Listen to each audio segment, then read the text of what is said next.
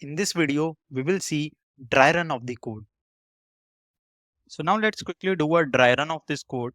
So we will start with our array. So suppose we have 1, 1, 2, 2, 3. This is our array. And this will be the indexes 0, 1, 2, 3, 4. And this is my AR. Okay. Now, so I will take one J pointer. Let's suppose I am initializing J pointer here. And here I am starting with I pointer. So let's suppose I with blue color. Okay. So for I is 0, I is less than n minus 1. So I will go till this point n minus 1 where n is here 5. Okay. N minus 1 will be 4 and it is less than 4. So it will go till 3 on. So I will start from 0. Okay. Is array I is not equals to array I plus 1? No, it is equal. So my I pointer will only move. Okay.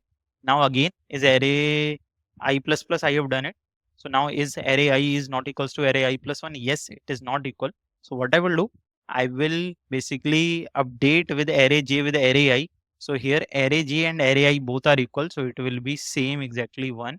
And we will move the I pointer and I will move the j pointer. Now again is array of I is not equals to array I plus 1. No, it is equal to 2. Both are equal. So I will update my I pointer only. Now is array I is equal to array I plus 1? No, it is not equal. Yes. So what I will do, array j equals to array I. Array j equals to array I. Array I is 2. So I will update this with 2. Okay. And what I will do, I will move my j pointer here and I will move my I pointer as well. And now I is at 4. I should be less than n minus 1. So n minus 1 is 4. I should be less than. It is equals to 4. So this loop will end here. Okay. And we will come to this line. And the last line is array j equals to array n minus 1. What is n minus 1? That is array of 4, last element 3.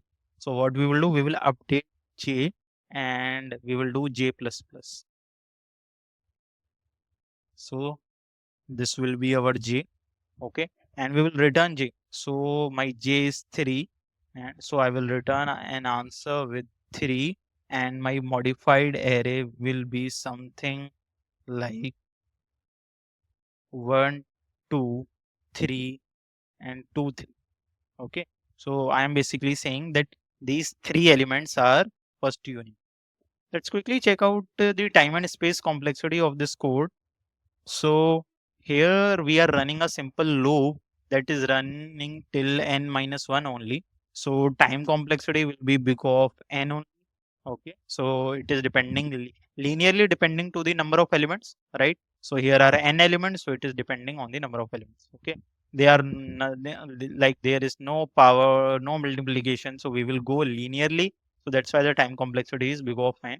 Okay. We are also not taking any extra space, right? We are manipulating the same array. We are modifying the same array. So the space complexity will be constant. That is big of 1. So there is will be no space, right? So time complexity is basically linear because we are linearly moving our I pointer and we are changing, and space complexity is constant. So I hope you like this problem, you like this session. Okay, please hit the like, share and subscribe, and let's see in the next problem.